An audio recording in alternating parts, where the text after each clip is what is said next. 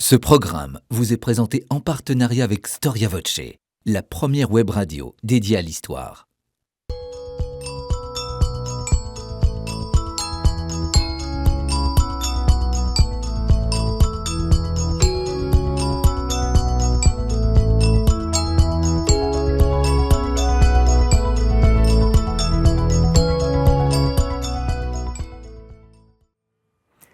Chers téléspectateurs, bonjour, je suis très heureux de vous retrouver sur le plateau de votre émission Au risque de l'histoire. Alors étrangement, depuis que nous faisons cette émission, il est une figure que nous avons quelque peu délaissée, il s'agit de l'évêque. Nous avons en effet beaucoup parlé du pape, dont vous allez me dire qu'il est évêque de Rome, certes, et vous aurez parfaitement raison, mais nous avons peu parlé du chef de l'église locale qui apparaît dans les premiers temps du christianisme, quand le ministère des apôtres est devenu un héritage à conserver et à transmettre.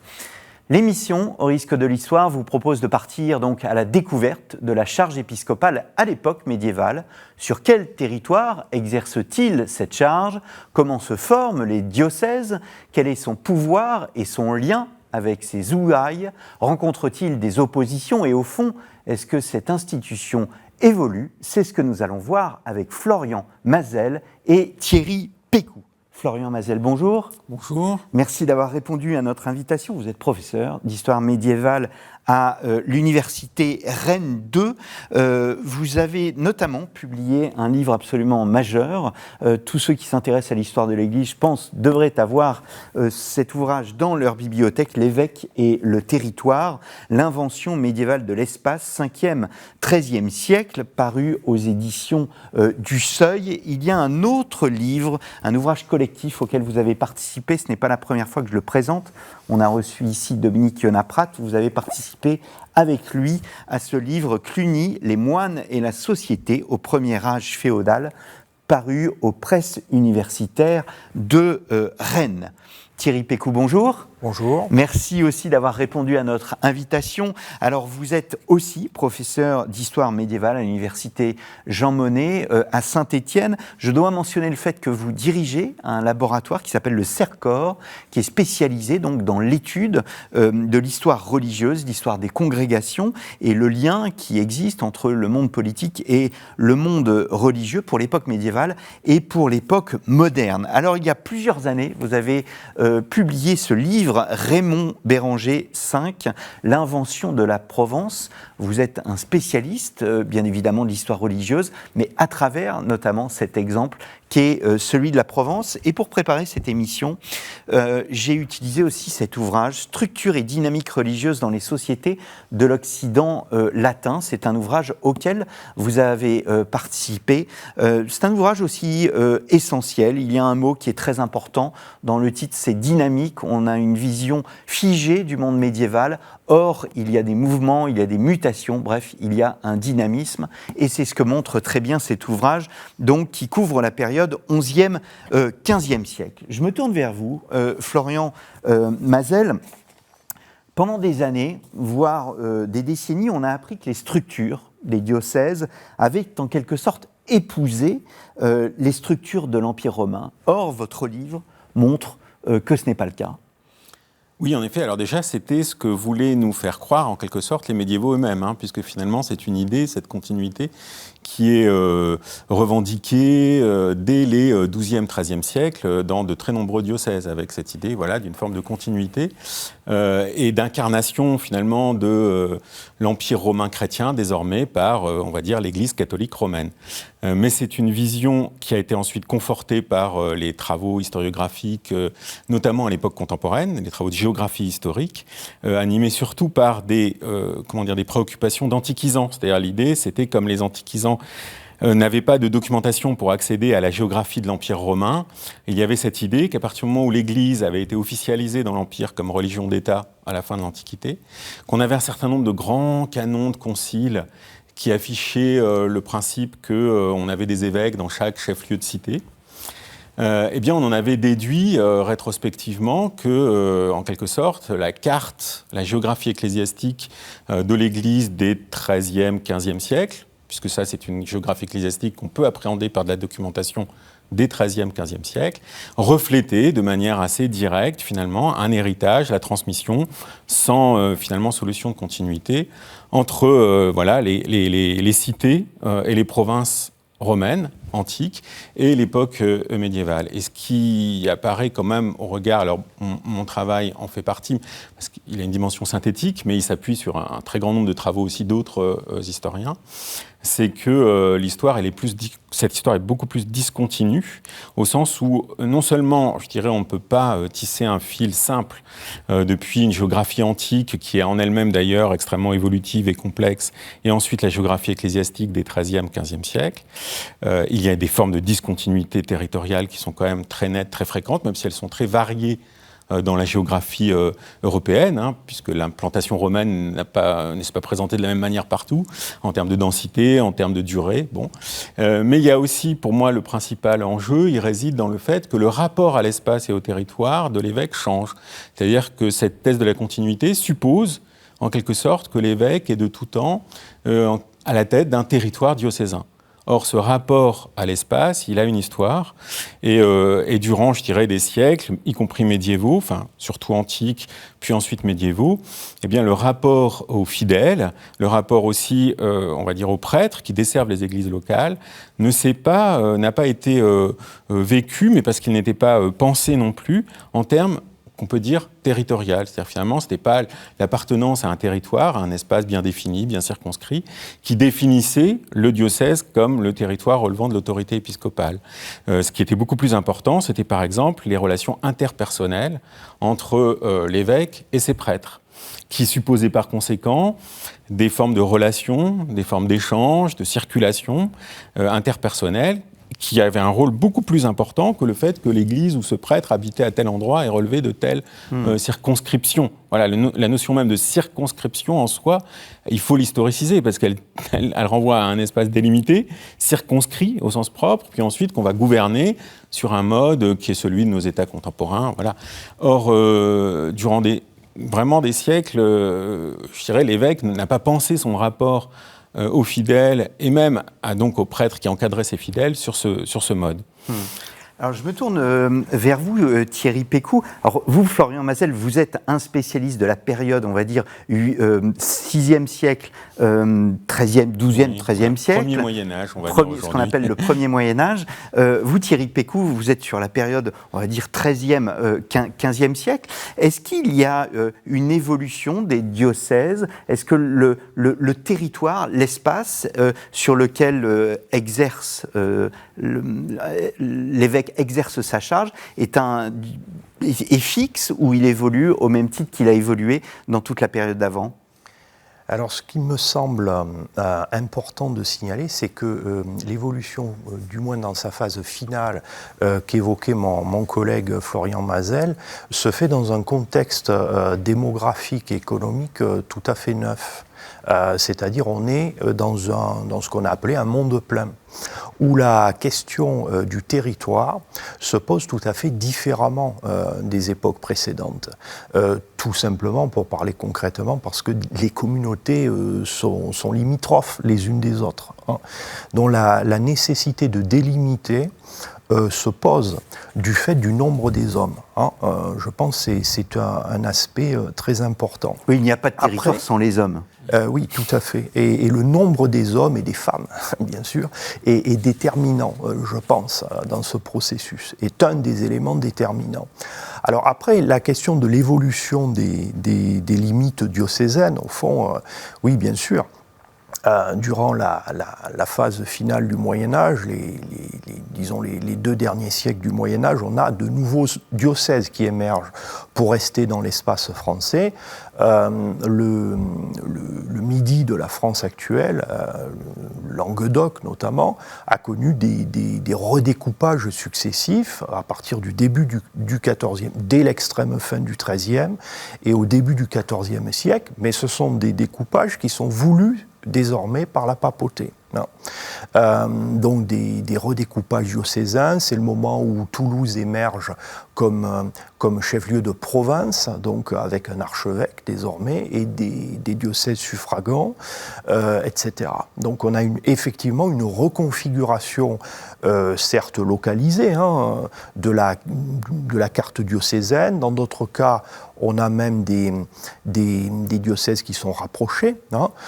Si on prend l'exemple des églises de Valence et de Die dans la Drôme actuelle, eh bien, on a à la fin du Moyen-Âge un évêque de Valence et de Die. Les deux diocèses, les deux églises, disons, n'ont pas exactement fusionné, mais ne sont plus gouvernés que par un même pasteur. Et on pourrait multiplier les exemples de ce style-là. Donc on a effectivement une évolution, une dynamique, et une adaptation de ce cadre à des stratégies diverses. Alors pour le début du XIVe siècle, la lutte contre la dissidence religieuse est un des motifs qui amène la papauté, le pape et son entourage, à affiner le cadre diocésain et donc à affiner aussi la pastorale et à rapprocher, comme on dit aujourd'hui, les décideurs du terrain, si je puis oser ce vocabulaire. Alors, donc, d'un côté, on va dire avant le XIe siècle, le Xe siècle, on a au fond non pas une absence du pouvoir pontifical, mais un pouvoir pontifical qui est moins présent. Après, il est beaucoup plus présent. On va voir pourquoi plus tard dans cette émission. Je me retourne vers vous, Florian Mazel. Si je remonte loin dans ma mémoire, mon professeur d'histoire des institutions à la Sorbonne nous expliquait que l'évêque avait en quelque sorte combler un vide politique après la chute de l'Empire romain, que l'effondrement en fait de l'Empire avait poussé en quelque sorte les évêques aux responsabilités politiques. C'est une idée qu'il faut garder aujourd'hui ? Alors, on peut la garder en partie en la nuançant, c'est-à-dire que le principal élément qui est juste dans cette vision des choses, c'est que l'évêque a assuré en quelque sorte la perpétuation, pour l'essentiel, du cadre urbain qui structurait le cadre politique antique. C'est-à-dire que les chefs-lieux de cité sont devenus les centres diocésains, les sièges épiscopaux, comme on disait. C'est-à-dire c'est plutôt la notion de siège est la plus importante. Et à ce titre, l'évêque a parfois assumé, mais je dis tout de suite parfois, parce que ce n'est pas toujours le cas, des fonctions notamment judiciaires, fiscales, dans le cadre de la cité. Et de la cité au sens du chef-lieu. Parce qu'en revanche, au-delà du chef-lieu et de ses environs immédiats, ce qu'on appelait le suburbium, qui a donné suburbs, les environs de la ville, l'autorité juridictionnelle de l'évêque, elle était déjà bien moins, considérée, respectée que celle dont avaient disposé les magistrats romains, y compris même les élites municipales au Haut-Empire ou même encore au Bas-Empire. Donc il y a déjà une réduction géographique et une urbanisation. Voilà. Mais ce qui est vrai, c'est que c'est ce qui a permis la survie de la ville comme lieu de pouvoir. Parmi d'autres, petit à petit, puisque d'autres lieux de pouvoir vont émerger dans les campagnes dans le temps long du premier Moyen-Âge. Donc ça, c'est assez juste. De même qu'il y a une dimension, on va dire, judiciaire, qui excède la simple juridiction qu'on pourrait définir comme ecclésiastique, c'est-à-dire sur les clercs ou sur des matières qu'on va considérer comme religieuses ou spirituelles, mais dont les champs peuvent évoluer. Par exemple, l'adultère n'est pas considéré avant très tard comme relevant des prérogatives exclusives de l'évêque. Ça peut relever de la juridiction civile jusqu'au XIIe siècle. Donc il y a des périmètres qui sont très variables selon les situations. Et de manière globale, malgré tout, cette thèse, elle sous-évalue la persistance des pouvoirs civils. C'est-à-dire qu'il y a l'évêque, il est toujours confronté très souvent, même jusque dans la cité, à un autre pouvoir qui ne s'est pas effondré. Donc il n'y a pas de carence. Voilà, il n'y a pas de carence. L'évêque ne prend pas un pouvoir du fait de cette carence. Tout à fait. Ça, c'est un discours, il faut bien voir quand même, qui est le discours que les évêques souhaitent promouvoir, souhaitent entendre, et qu'un certain nombre de sources relaient, en particulier des vies d'évêques, des vies de saints évêques, qui présentent l'évêque comme le héros, le seul qui résiste notamment, par exemple, dans certains cas, aux envahisseurs germaniques, ou celui qui parvient à exonérer d'impôts les populations de sa cité. Donc il y a une vraie exaltation de certaines figures épiscopales qui ponctuellement ont pu jouer un rôle tout à fait décisif, mais en revanche, cette exaltation, elle se déroule dans un contexte documentaire qui est celui des vies de saints, qui ont leur propre projet et qui ne reflètent pas la réalité, je dirais, des équilibres politiques et qui sous-évaluent souvent la persistance des pouvoirs civils dans la longue durée. Et où on a plutôt des phénomènes de binôme, comte-évêque, qui vont perdurer dans la longue durée, sur un mode tantôt collaboratif, tantôt compétitif. Tantôt ils vont s'entendre, tantôt ils ne vont pas s'entendre, pour des raisons multiples et variées selon les contextes. Mais c'est ce binôme qui joue un rôle structurant dans l'organisation des pouvoirs au Moyen-Âge, y compris dans l'Empire carolingien, où l'empereur en particulier sous Charlemagne a voulu restaurer l'Empire romain. Il y a un certain nombre de traits, on va dire, d'organisation du pouvoir qui renvoient à une structure de l'Empire à travers ses chefs-lieux de cité. Mais à chaque fois, il y a un comte et un évêque. Il n'y a jamais qu'un évêque. Le seul petit espace où peut-être, et encore ça se discute, où les évêques se retrouvent, on va dire, en première position politique, c'est dans ce qu'on appelle, à partir du XIIe siècle, le Saint-Empire, le Saint-Empire romain, c'est-à-dire l'espace germanique, où effectivement, au Xe, XIe siècle, les souverains ont conféré aux évêques des prérogatives politiques, parfois aux dépens on va dire des comtes, des ducs, des princes laïcs. Mais même dans ce contexte-là, en fait, c'est en débat aujourd'hui chez les historiens, et il n'y a pas d'exclusivité épiscopale. Bon, mais en revanche, les évêques ont concentré des pouvoirs hérités des magistratures romaines. Ça, c'est vrai, mais ils n'étaient pas les seuls. Je reviens vers vous, Thierry Pécou, sur votre période. Donc nous sommes 13e, 14e, 15e siècle. Il y a des évêques, princes, il y a des évêques qui ont autant un pouvoir religieux qu'un pouvoir politique, un peu comme le pape a ses états pontificaux. Est-ce qu'il y a des évêques qui ont un ou voire plusieurs états ? Alors, il est difficile pour la période considérée, mais c'est valable pour l'ensemble des périodes anciennes, de distinguer ce qui est de l'ordre du pouvoir politique et de ce que nous appelons le pouvoir religieux. Parce que c'est intimement mêlé. Ça n'a pas de sens, ça n'a pas de signification, ne serait-ce que parce que gouverner les hommes et les femmes, c'est avant tout chercher à sauver leurs âmes. Donc il y a forcément une dimension, disons, d'ordre religieux, pour aller vite, et puis la légitimité que l'on peut disons, exciper pour asseoir son pouvoir, recevoir de l'adhésion, etc., a un contenu religieux évident durant toute la période. Alors, l'évêque est un pouvoir, disons, ça c'est indéniable durant la période qui nous occupe. C'est un grand personnage, mais disons qu'il est maltraité. C'est compliqué là, pour lui d'exercer son pouvoir, passer disons, la réforme grégorienne.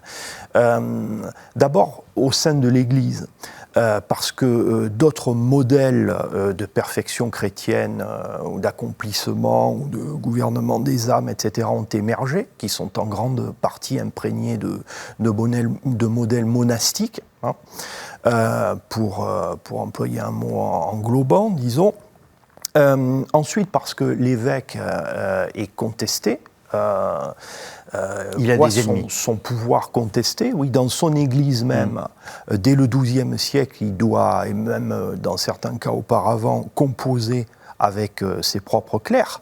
Il ne faut pas oublier que l'évêque ne gouverne pas seul son diocèse. Il y a un collège de clercs, les chanoines, qui ont certes d'abord une tâche liturgique, puis en partie pastorale, ça dépend du statut de la cathédrale. Toutes les cathédrales ne sont pas des paroissiales, au sein de la cité. Et ce collège de clercs devient lui-même un pouvoir dans la mesure où il détient des droits, des revenus, des ressources, et constitue également une seigneurie. Il y a une concurrence qui s'opère dans bien des cas.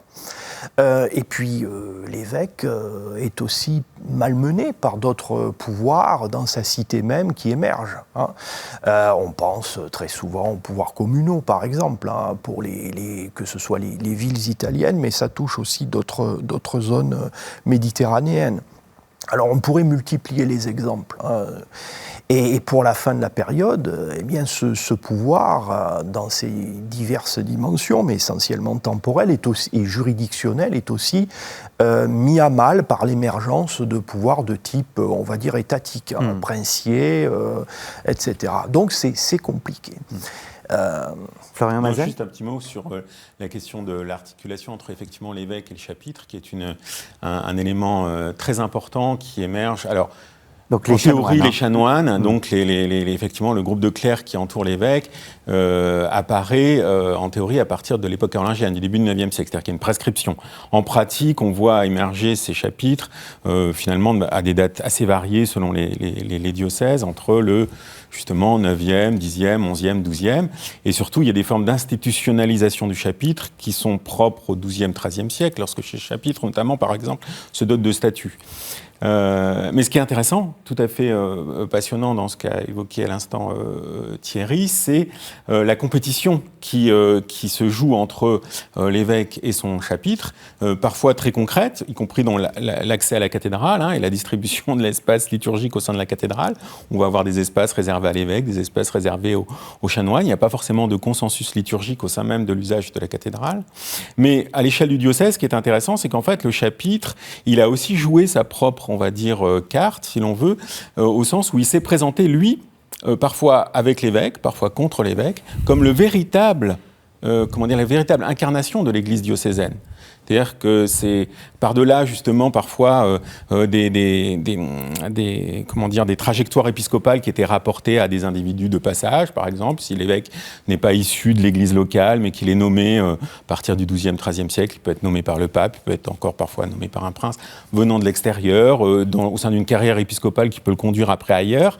Le chapitre, lui, se présente comme la continuité, l'incarnation d'une continuité de l'Église diocésaine, et à ce titre, il a joué un rôle majeur, pour moi, dans la fabrique territoriale du diocèse, parce qu'on constate par exemple que le patrimoine de ce chapitre, qui est distinct du patrimoine de l'évêque, très souvent, pas partout, mais souvent, ce patrimoine, il va être, lui, beaucoup plus congruent, je dirais, il va plus recouvrir la circonscription diocésaine, et surtout, il va se préoccuper, lui, de manière peut-être encore plus nette que l'évêque, d'être présent dans toutes les églises paroissiales, que ce soit le patrimoine seigneurial ou surtout les droits ecclésiastiques, où le chapitre va se présenter comme celui qui est présent dans toutes les églises paroissiales, quand l'évêque, lui, finalement, il a des droits, une seigneurie, des droits ecclésiastiques qui peuvent être plus segmentés, je dirais, à l'échelle du diocèse. Et à ce titre-là, le contrôle de l'église cathédrale joue un rôle majeur, parce que c'est l'église, certes, de l'évêque, mais c'est aussi l'église du chapitre. On l'a oublié aujourd'hui, parce que les chapitres disparaissent à la Révolution, donc il y a une sorte de monarchisation à l'époque contemporaine de la fonction épiscopale qui est encore plus nette.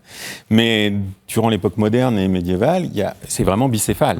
Il y a l'évêque et le chapitre. Alors, on va revenir sur la monarchisation, mais peut-être un mot sur... Parce que vous montrez bien dans votre livre, l'évêque et le territoire, que les ordinations épiscopales vont bouleverser la vision que l'on peut avoir de l'évêque. Quand est-ce qu'apparaissent les ordinations épiscopales et en quoi il y a un bouleversement de cette vision ? Alors oui, ce qu'il y a, c'est qu'effectivement, derrière le mot évêque, en fait, on a aussi des réalités quand même différentes dans la longue durée. L'évêque, c'est celui qui surveille. Voilà, celui qui veille et qui surveille. Épiscopos en grec ou épiscopus, c'est le pilote. Bon, il y a une deuxième métaphore qui est projetée très vite sur la figure de l'évêque. C'est bien sûr celle du berger, qui va ensuite être symbolisée par un des éléments, un des signes, un des objets représentatifs du pouvoir épiscopal, qui est la crosse. Et qui fait figure à cette figure du berger, mais que ce soit le pilote ou le berger, c'est effectivement celui qui veille, qui surveille, qui guide, qui conduit un troupeau, un peuple, un bateau, un navire. Enfin, on a toutes ces métaphores qui sont très tôt en place. Finalement, dès l'Antiquité, on a tout ce registre est déjà présent. En revanche, sur le plan, on pourrait dire sacramentel, rien ne distingue jusqu'au 8e, 9e siècle, l'évêque du prêtre. C'est-à-dire que l'ordination épiscopale n'a rien de spécifique par rapport à une ordination sacerdotale. C'est seulement avec les rituels justement carolingiens des 8e, 9e siècle qu'apparaît une spécificité de l'ordination épiscopale qui est présidée par le métropolitain ou par celui qu'on appellera l'archevêque ensuite et par deux de ses évêques suffragants donc qui appartiennent à sa province. Et c'est qu'à partir aussi du 9e siècle qu'on a l'attestation que le crème est utilisé pour l'ordination épiscopale, alors qu'elle était déjà bien sûr utilisée pour l'ordination sacerdotale. Et donc ce rite spécifique fait désormais donc de l'ordre des évêques renforce, je dirais, à la fois sa dignité, mais surtout sa spécificité par rapport aux autres prêtres. Elle les met à part. Et c'est pas non plus pour rien que c'est à l'époque carolingienne qu'on commence à parler d'un ordre des évêques, c'est-à-dire qu'au-delà de la diversité des situations, des contextes, il y a l'idée que les évêques forment un corps spécifique au sein des grades ecclésiastiques et que leur sont liés ensuite des droits, des prérogatives qui vont être définis par le droit canonique. Et dernier élément qui singularise vraiment l'évêque au sein de l'Église, c'est quand, là aussi de nouveau au IXe et surtout au Xe siècle, apparaissent des livres liturgiques qui lui sont propres. C'est-à-dire qu'on va lui fabriquer des livres pour les rituels qui sont propres à l'évêque. Et donc l'évêque a des rituels... Il y a des rites régionaux ? Alors, il y a des rites, alors c'est partout, c'est dans toute la chrétienté, mais il y a des rites qui sont spécifiques aux évêques que ne peuvent accomplir que des évêques. Par exemple, le rituel de la confirmation des baptisés, oui. Ou même l'ordination sacerdotale, c'est-à-dire que ordonner les prêtres, c'est des évêques qui peuvent y procéder. Ou le rite aussi de la consécration des autels, le rite de la consécration d'église qui apparaît à l'époque carolingienne, qui est distinct du rite de la consécration d'autel qui est plus ancien. Donc à l'époque carolingienne, on voit toute une série de prérogatives, on pourrait dire sacramentelles, ecclésiastiques, si l'on veut, enfin spécifiques de l'évêque, qui vont renforcer, on va dire, des traits singuliers, et ça à l'échelle universelle, parce que là, pour le coup, par-delà les particularismes, ça c'est des éléments on va dire, de droit canonique qui vont se mettre en place. En revanche, il continue à y avoir cette confusion qu'évoquait Thierry tout à l'heure entre, on va dire, ce que nous, on distinguerait entre le religieux, le politique. C'est pas du tout si évident, parce que, au bout du compte, la distinction qu'on évoque entre les trois types de prérogatives de l'évêque, traditionnellement, ce qui relève des sacrements, de l'ordre, voilà, ce qui relève, en revanche, de la discipline, de la correction, ce qu'on va appeler la juridiction, et ce qui relève de l'enseignement, ce qu'on appelle le magistère, ça se théorise très tard. Il faut attendre le XIIe siècle, même la deuxième moitié du XIIe siècle, pour qu'on commence à avoir des traités, on va dire, de droit canonique qui vont bien distinguer ce qui relève de l'ordre, ce qui relève de la juridiction, ce qui relève du magistère.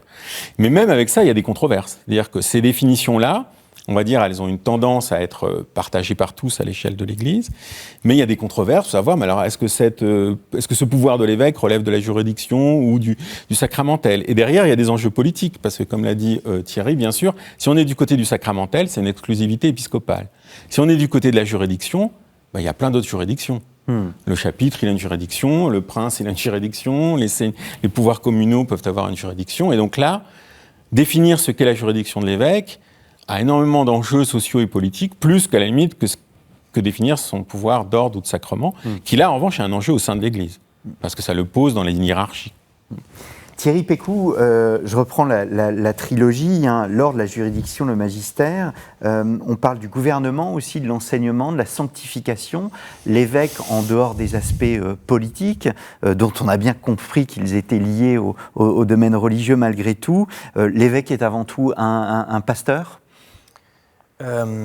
Oui, c'est effectivement un pasteur, et même pour les derniers siècles du Moyen-Âge, où les historiens ont quelquefois malmené la figure épiscopale, en particulier à l'époque de la papauté d'Avignon, du grand schisme, etc., où de fait beaucoup d'évêques vivent à la curie pontificale, mènent des carrières bénéficiales, disons à la fois très longues, cumulant les honneurs et les fonctions au sein des organismes centraux de la papauté.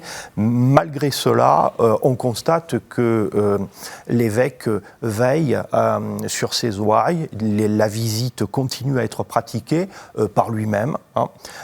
Les visites de l'évêque dans son diocèse, dans son espace. Ou de l'archevêque dans sa province. On a, disons, je prends cet exemple, on en a d'autres, de l'intérêt de l'évêque pour le gouvernement des âmes de son diocèse. Donc ça, c'est certain. Et ça avait été oublié par l'historiographie pendant longtemps au profit de la figure de l'évêque prince de cour, durant les derniers siècles du Moyen-Âge. Bon. Donc on remet en cause en quelque sorte l'idée de cet évêque prince au profit d'un évêque qui est beaucoup plus proche de ses ouailles. Disons proche, n'exagérons rien non plus. Sociologiquement, l'épiscopat, autant qu'on peut le saisir, est en grande partie, très majoritairement issu des catégories dominantes de la société, de la noblesse, même si ça n'est pas exclusif. On a des phénomènes d'ascension sociale dans l'Église qui sont indéniables et dès le XIIe siècle, grâce à l'enseignement, aux écoles, etc. Mais tout de même, ce sont des gens qui viennent de milieux sociaux particuliers, avec un train de vie particulier lié à des modèles aristocratiques ou autres. Par exemple, on a des évêques qui pratiquent la chasse. Alors, ça n'est pas très conforme avec le mode de vie attendu d'un évêque, mais c'est tout à fait conforme dans son esprit à son origine sociale et à son appartenance à la noblesse et à des modes de vie qui en sont issus. Alors, la proximité de ces gens-là avec leurs ouailles, elle est difficile à mettre en scène. Il y a forcément une distance. L'évêque gouverne au sein d'une église, la cathédrale, qui est le plus souvent le plus grand édifice de la cité, de la ville. Et on imagine le contraste saisissant qui peut exister entre le cadre de vie des croyants du commun, disons, et puis cette église dans laquelle ils se rendent à certains moments de la vie religieuse du diocèse ou de leur propre vie. Ça doit être un choc. Je ne parlerai pas de proximité, mais plutôt de distance. C'est plutôt ça qui est cultivé dans les relations entre l'évêque, sa fonction, sa prééminence, ses prérogatives, et puis ses ouailles. C'est le pasteur, et puis ce sont les brebis. Il y a une distance, mais il y a un intérêt de l'évêque pour le salut des âmes de ses ouailles. C'est le cœur même de sa fonction.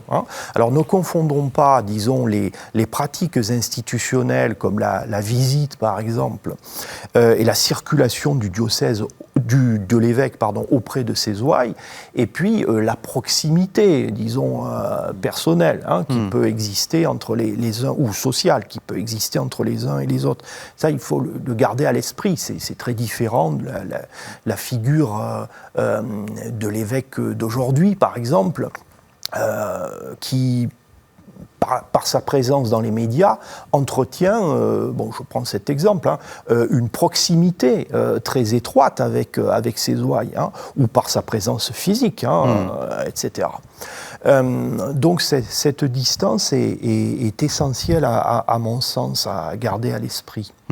Après, sur le plan de la pastorale, il y a entre XIIIe et XVe siècle, il y a parmi les évêques, je pense, une grande variété de situations individuelles, parce que le fait que notamment un certain nombre d'évêques sont issus des ordres mendiants, donc des dominicains, des franciscains, qui ont placé notamment la prédication un petit peu au cœur de leur vocation, se reflète ensuite, quand ils sont évêques, ils ne changent pas, enfin, il reste des anciens dominicains, des anciens franciscains, et ils continuent à ce titre-là à avoir, faut dire, notamment un souci pastoral lié à la pratique de la prédication, à la pratique de la confession, qu'ils encouragent auprès déjà de leurs prêtres et des ordres religieux, et puis qu'eux-mêmes peuvent mettre parfois en application. Alors, oui. Certaines sources, notamment lorsque l'évêque a une réputation de sainteté et que cela donne lieu à un récit après sa mort, à des récits, etc., voire à des procédures visant à sa canonisation, certaines sources montrent justement que les évêques qui dérogent à cette distance, parce qu'ils appartiennent à tel ordre religieux ou qu'ils adoptent tel propos de vie, choquent. C'est choquant. Et par là même, ce sont des figures qui sont mises en évidence. Ce sont des gens qui rompent avec des pratiques habituelles, parce qu'ils sont proches des pauvres, parce qu'ils les touchent. Voilà, il y a une proximité physique, le lavement des pieds, le fait de fréquenter des malades, etc. Il y a une proximité physique, et ça choque. Mais ça choque, disons, positivement. C'est un élément qui permet de construire une figure épiscopale hors du commun, et à partir de là, de bâtir un discours, de réécrire ou d'écrire la vie de quelqu'un qui est hors du commun, et par là même, donc, associé à d'autres manifestations de sa sainteté. Alors nous avons abordé tout à l'heure la question du pape, je souhaiterais m'y arrêter. Le rôle de la réforme grégorienne est très important. Nous avons vu dans une autre émission, je renvoie nos téléspectateurs à cette émission, l'importance de cette réforme grégorienne, mais quelles sont les conséquences pour le pouvoir épiscopal de la réforme ? Alors, je pense qu'il faut envisager deux temps, en fait. Il y a la réforme, dans un premier temps, elle est très déstabilisatrice pour beaucoup d'évêques, parce qu'en fait, la réforme, elle est en grande partie inspirée par des milieux qui sont plutôt monastiques, érémitiques, qui sont très critiques sur non seulement, je dirais, des traits, on va dire, sociologiques de l'épiscopat, par exemple la richesse, une certaine parfois promiscuité justement avec l'aristocratie dont ils sont issus, avec les laïcs en général, voire avec les femmes. Donc il y a un discours moral qui est très imprégné de monachisme, qui est au départ très contestataire de la figure épiscopale. Il y a une deuxième source de cette contestation, c'est que ces évêques sont, dans la plupart des cas, très, on va dire, intégrés aux structures de domination politique sous l'égide des souverains.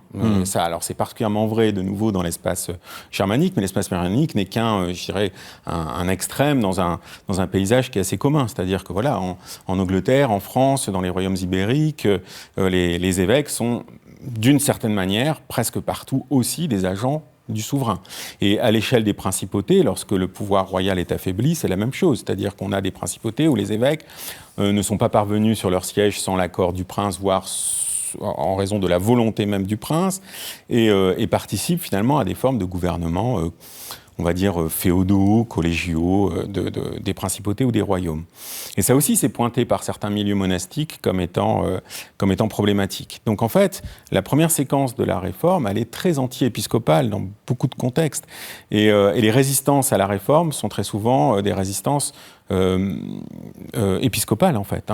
Donc des milieux épiscopaux qui sont très attachés à un ordre, on va dire, carolingien ou néo-carolingien, qui place le souverain à la tête de l'Église, et non pas le pape, par exemple. Bon, parmi beaucoup d'autres, je dirais, dimensions de cette singularité. Donc ça, c'est un premier temps qui fait qu'on a un moment, entre guillemets, entre le milieu du XIe et les premières décennies du XIIe siècle, où, pour les évêques, la réforme, elle est complexe à gérer.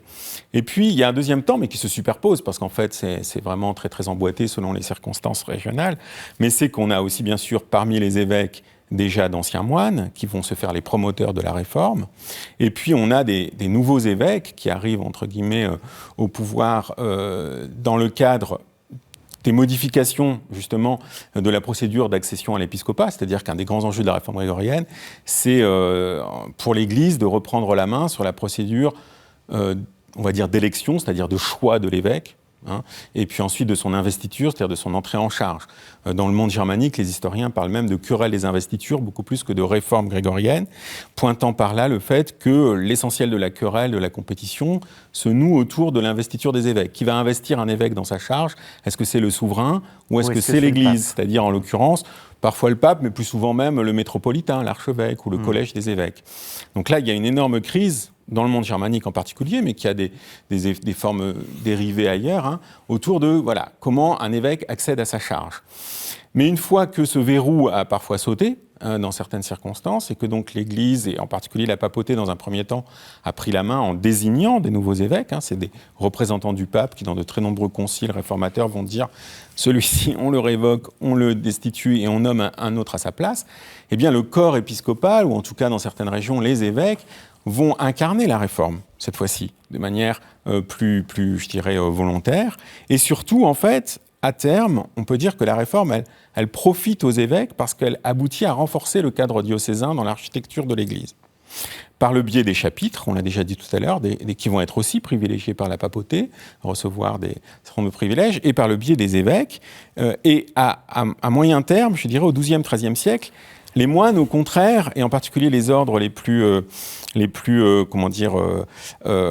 étaient les plus contestataires, vont se retrouver soit ramenés et obligés de reconnaître des formes d'autorité de l'évêque au sein du diocèse, soit rattachés directement à la papauté. C'est-à-dire qu'après, on va avoir des ordres qui sont effectivement extra-diocésains, comme les ordres militaires, ou ensuite, bien sûr, les ordres mendiants, qui vont relever directement du pouvoir du pape. Et donc là, ces ordres vont rester, on va dire, indépendants, je dirais, d'une tutelle épiscopale. Donc c'est complexe, en fait. Il y a un enjeu épiscopal qui est très fort, qui est la question de l'accession à la charge, et qui fait de l'épiscopat le cœur des combats réformateurs pendant longtemps. Et puis on a un retournement de la position de la plupart des évêques au cours de la réforme, et selon des chronologies assez variées malgré tout. Alors, cette reconstruction qui est ici évoquée est d'autant plus compliquée que la réforme grégorienne a provoqué un transfert patrimonial pour les églises en direction des ordres religieux, enfin principalement des moines. Donc l'évêque n'est pas privé de ces églises parce qu'il ne les possédait pas auparavant, il n'existait pas ou il n'avait pas forcément juridiction sur elles, c'était plus complexe que cela, mais la reprise en main de la pastorale par le clergé séculier sur des églises détenues par des moines, et administrées par des moines, qui nomment même les prêtres des servants, etc., est compliqué, complexe, conflictuel. Et ça se prolonge jusqu'au XIIIe siècle, ce genre de reconquête, de reconstruction. Et c'est la raison pour laquelle le pouvoir de juridiction devient très important pour l'évêque, parce que comme il n'est pas en possession des églises, qui appartiennent pour la plupart, effectivement, à des monastères bénédictins, puis ensuite, dans une moindre mesure, cisterciens ou à des communautés de chanoines. Il n'a pas la main sur ni les églises ni les prêtres. Et le seul moyen pour lui de retrouver un petit peu d'autorité, dans le cadre diocésain restauré par la Réforme, c'est de jouer la carte de la juridiction, c'est-à-dire d'imposer qu'on ait recours à lui pour certaines procédures. Voilà. C'est pourquoi ils vont insister sur l'examen des desservants. Il faudra que tout nouveau prêtre soit examiné par l'archidiacre, c'est-à-dire un auxiliaire de l'évêque, ou par l'évêque lui-même, pour être en droit de prendre en charge une paroisse. Voilà, le droit de présentation. Le droit de présentation. Il y a quoi le droit de présentation ? Eh bien justement, c'est ça. C'est le fait de présenter un futur. Un autre élément important, c'est les dîmes, c'est-à-dire c'est la taxe paroissiale par essence, c'est-à-dire que tous les fidèles doivent verser, qui en proportion de leur récolte et des animaux qui sont nés dans l'année, ils doivent la verser à leur église paroissiale, mais en pratique, cette dîme était très souvent en possession du possesseur de l'église paroissiale, qui pouvait être parfois des laïcs avant la réforme grégorienne et surtout des moines après. Et là, on voit très bien que les évêques et les chapitres imposent que pour toute transaction de dîmes, c'est-à-dire que même lorsqu'un laïc veut donner ses dîmes à des moines, eh bien, il faut qu'il y ait une autorisation de l'évêque. Donc l'évêque ne va pas être en possession de la dîme ou d'une petite portion, mais il impose d'avoir une sorte de droit de regard. Voilà. Et ça, la réforme grégorienne l'a énormément structuré, je dirais, parce qu'elle en a fait des privilèges juridiques. C'est-à-dire qu'un des éléments majeurs, c'est qu'elle définit en termes de droit des éléments qui auparavant étaient parfois en pratique ou parfois inexistants. Mais alors, je me permets de rebondir parce que on a une vision de la réforme grégorienne qui est un mouvement de centralisation vers Rome. Or, à vous entendre, on a l'impression qu'au fond, le pouvoir de l'évêque est mieux défini par le biais de l'instauration d'une juridiction propre, le fait de dire le droit, et non, au fond, de se référer uniquement à Rome.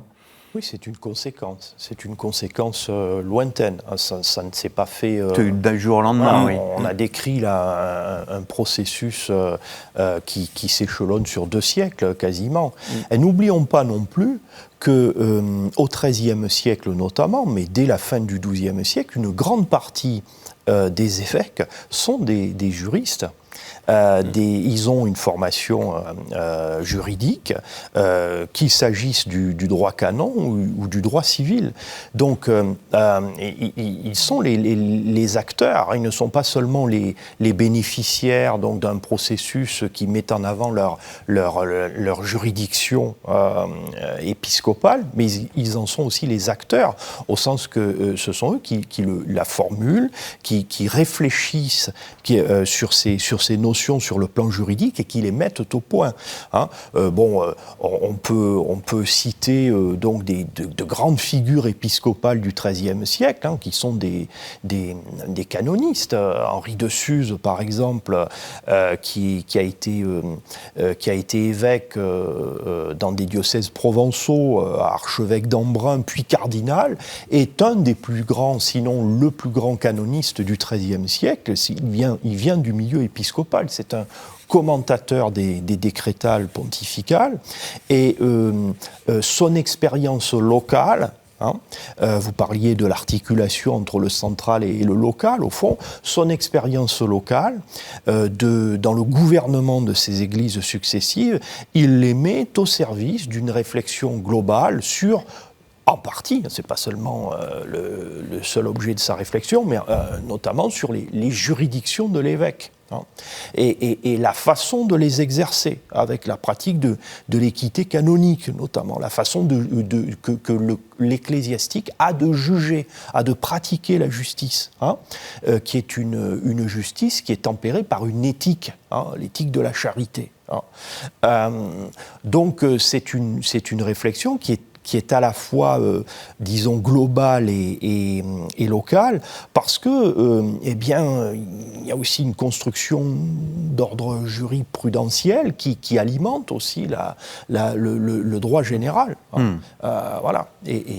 La centralisation pontificale, vis-à-vis des évêques, elle s'incarne en particulier au XIIe, XIIIe siècle dans la tenue nouvelle de ce qu'on appelle les conciles œcuméniques. C'est-à-dire, il y a des nouveaux des conciles qui sous l'égide de la papauté et qui, à Rome, centralisent périodiquement, théoriquement, tous les évêques de la chrétienté. Alors, en pratique, ils ne sont pas tous présents à Latran, au concile de Latran, et donc dans la basilique Saint-Jean de Latran à Rome, chaque fois que ces conciles sont convoqués. Et ces conciles ne sont pas non plus très récurrents. On en compte 4 pour le XIIe siècle. Je ne sais pas, ça doit faire peut-être 5-6 pour le XIIIe siècle, donc ils ne sont pas, pour une carrière, on a de nombreux évêques qui n'ont jamais participé à un concile œcuménique. Mais à l'inverse, en revanche, ces moments conciliaires sont importants parce que, par les canons qu'ils promulguent, dans le cadre de cette construction juridique et juridictionnelle, ils vont donner des éléments d'uniformisation, qui ne sont pas du tout les seuls, parce qu'ils sont compensés par des traditions ou des contextes locaux, mais qui sont quand même structurants. Alors je pense qu'on a bien montré, on arrive peu à peu au terme de cette émission, il nous reste 5 minutes, que l'art de gouverner en fait épiscopal se transforme au fil des siècles. Vous allez même plus loin, vous dites en matière territoriale, l'Église a ouvert doublement le chemin à l'État, notre État, au fond, par un cadre administratif, par l'enquête et la fiscalité.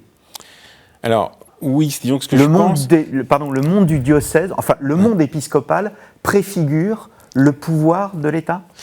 Alors, on est dans de très grandes généralités, mais je pense qu'il y a 2 éléments concrets qui peuvent, à mon avis, accréditer un petit peu cette vision des choses, dont je me situe dans une veine historiographique, et j'en suis pas du tout l'unique porteur. C'est d'une part des éléments, on va dire, qu'on peut rattacher à la notion de souveraineté. C'est-à-dire qu'un des traits les plus singuliers du rapport aux populations et à l'espace du pouvoir épiscopal, c'est que c'est un pouvoir qu'on peut dire surplombant, c'est-à-dire qui s'exerce au sein du diocèse sur toute une série de réalités locales de nature seigneuriale et ecclésiale différentes. Et il vient se surimposer. Et parmi ces éléments de surimposition, il y a la juridiction sur laquelle on a beaucoup insisté, et puis il y a la fiscalité, parce qu'effectivement, il y a des éléments de prélèvement qu'on peut considérer comme fiscaux au regard des définitions classiques de la fiscalité, qui profitent à l'évêque à partir des XIIe, XIIIe siècles, qui sont là aussi le fruit de la réforme grégorienne pour l'essentiel. Et c'est ces éléments de souveraineté dont l'État va en partie s'inspirer. Il y a des éléments parfois très concrets, c'est que tout simplement, par exemple, les premières circonscriptions fiscales de certains pouvoirs étatiques, ça va être les circonscriptions ecclésiastiques. C'est-à-dire qu'il va s'appuyer concrètement, alors ensuite il va s'en émanciper assez vite et construire sa propre géographie. Mais il y a un premier temps où c'est la géographie de l'Église qui sert à asseoir une géographie fiscale des agents de l'État, par exemple. Donc à la fois de manière très concrète, et puis de manière plus abstraite, il y a cette idée de souveraineté qui, pour moi, est le propre de l'évêque et qui le distingue des autres pouvoirs, on pourrait dire, seigneuriaux, féodaux, qui définissaient le monde médiéval. Eh bien, merci à vous deux. Alors, il y a bien d'autres sujets que je souhaiterais évoquer. Peut-être un mot sur les synodes. Quand est-ce qu'apparaissent les synodes ? Ça concerne. Alors, on a des synodes dès finalement la fin de l'Antiquité. Simplement, donc ces assemblées qui réunissent l'ensemble des prêtres d'un diocèse. Simplement, ensuite, leur fonction et leur représentativité, en quelque sorte, c'est-à-dire leur capacité à attirer les prêtres d'un diocèse, varie beaucoup dans la longue durée. Et ça devient une institution, on va dire, j'allais dire routinière, en tout cas qui fonctionne 2 fois par an, qui rassemble la plupart des prêtres et qui gère, on va dire, qui est un des éléments, un des instruments de gestion, notamment du clergé diocésain, à partir finalement assez tardivement, à mon sens, du XIIIe siècle, justement. Je pense que c'est vraiment qu'à partir du XIIIe siècle que ça devient une institution. Le synode est largement aussi utilisé sur votre période ? Alors largement, autant qu'on peut le saisir par les sources. Oui, c'est une pratique, disons, généralisée, institutionnalisée. Oui. Eh bien, merci à vous deux. Donc, Florian Mazel, L'évêque et le territoire, l'invention médiévale de l'espace, 5e, 13e siècle, un livre paru aux éditions du Seuil. Je le montre parce que c'est important, c'est une maison universitaire et c'est important de porter les maisons universitaires, donc les presses universitaires de Rennes, Cluny, les moines et la société au premier âge féodal, un livre collectif auquel vous avez participé, Florian Mazel. Thierry Pécou, je pense qu'il se trouve encore ce livre, hein, si j'ai regardé sur Internet, Raymond Béranger, L'invention de la Provence, Raymond Béranger 5, puisque vous êtes un grand spécialiste de la Provence. Et ce livre, pour réaliser cette émission, toujours aux presses universitaires de Rennes, sous la direction de Marie-Madeleine de Sevin et Jean-Michel Matz, structure et dynamique religieuse dans les sociétés de l'Occident médiéval. C'est un ouvrage auquel vous avez participé, Thierry Pécou, qui est extrêmement riche, qui parle à la fois de l'institution ecclésiale, les clercs et les laïcs, et les dynamiques de la vie religieuse. Je pense que nous avons montré au cours de cette émission qu'il y avait réellement une dynamique et des changements dans l'art de gouverner de l'évêque. Merci beaucoup à vous deux et je vous donne rendez-vous, chers téléspectateurs, dans 2 semaines. N'hésitez pas aussi à vous rendre sur KTO TV pour voir les anciennes émissions, notamment celle sur la réforme grégorienne que nous avons évoquée. Il y a aussi celle avec Dominique Iona-Prat sur le lieu, l'Église, comment elle s'est construite. Et enfin, n'hésitez pas à nous retrouver sur storiavoce.com pour découvrir plus de 350 podcasts d'histoire. Merci beaucoup et à dans 2 semaines.